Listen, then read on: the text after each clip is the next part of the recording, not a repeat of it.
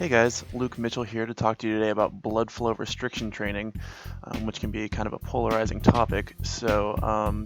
I mainly wanted to make this video to basically just give you an idea of what this looks like and show you where you can put the wraps on for actually doing blood flow restriction training. If you want to know more in-depth details about what blood flow restriction training is and kind of what's going on behind the scenes, definitely check out my article that I just released on my website, theloveoflifting.com, on the topic, and that'll give you a more in-depth view. But in a nutshell, blood flow restriction training is a pretty cool tool in that it allows us to basically get a pretty good training stimulus using pretty light weights. Typically, in a lot of the literature that's been done on the topic, studies use anywhere from 20 to 30% of subjects 1 rep max with the occlusive wraps applied, and the end result is that they see hypertrophy and strength gains that are on a similar level to what would be observed with traditional strength training, at higher percentages of 1 rep max. So it's a pretty cool tool. It's really good for a lot of situations like where you want to train a body part that you might not otherwise have time, or the recovery resources to train and stuff like that. And it's also kind of a nice change of pace. So let's get to the topic of how you actually do it. So this has been a little clip of me actually doing it. Let's pull a Tarantino now and go back to me putting the wraps on. So for training anything upper body, whether it's arms or even if you're training like shoulders or chest or anything like that, you want to apply the occlusion wraps pretty much as close to your armpit as you can get, so right at the top of the upper arm, right below the deltoid. And you can see that's exactly what I'm doing here. I'm using a kind of like an ACE bandage, just a generic elastic bandage. I think I got a pack of like 10 of them on Amazon for like $5.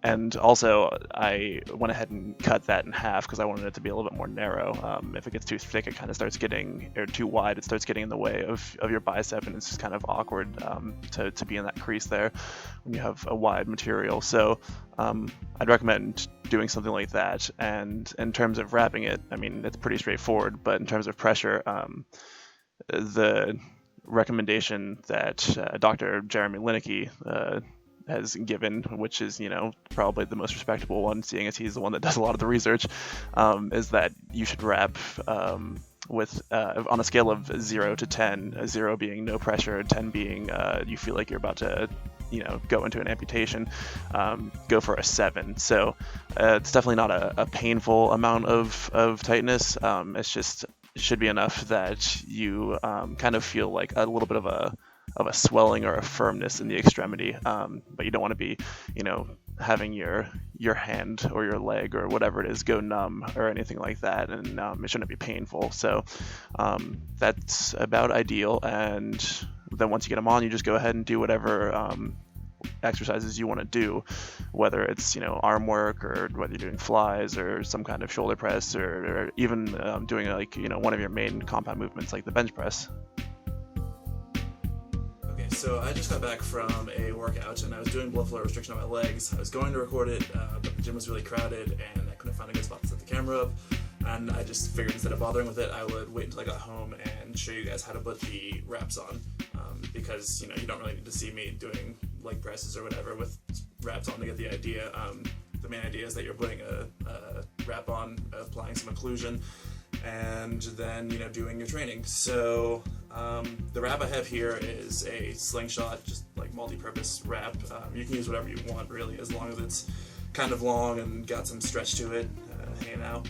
Okay, so when you go to apply whatever wrap you are using, you basically just want to get it nice and snug and also get it up as high as comfortably possible while still giving your boys room to breathe. Obviously less of an issue for women, but I also like to wrap in the same direction every time, I guess just because I'm kind of a creature of habit and I like to do things systematically. But there's the first one. It's, pretty snug. It's not like painfully tight, but when I get it on and let my leg relax, I can kind of feel a little bit of a, I don't want to say swelling, but just kind of a firmness to the leg. I like to wrap in the same direction for each leg, and also I like to try to kind of pull up my pants a little bit before I wrap, just to kind of give the material more space to move when I'm actually doing stuff.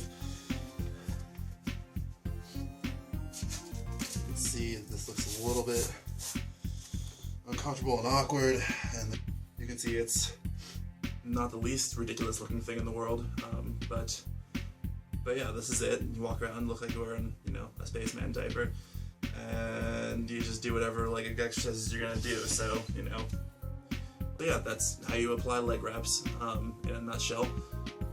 So go ahead, try it out, and I guess I'll just point out, as I mentioned in the article, regardless of what you're training on the legs, you put the wraps here. If you're training calves, still wrap, you know, up here at the thighs. Don't wrap your knees or anything and then train calves.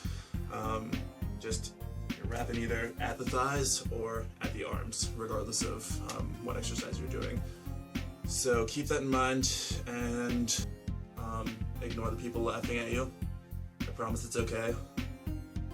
You probably will get some weird looks, but you know, it's the nature of the beast, I guess. Enjoy the pump, and more than the pump, enjoy the feeling that you get when you take the wraps off, because that's kind of a magical time at the end of a blood flow restriction workout. You'll see what I mean when you try it out.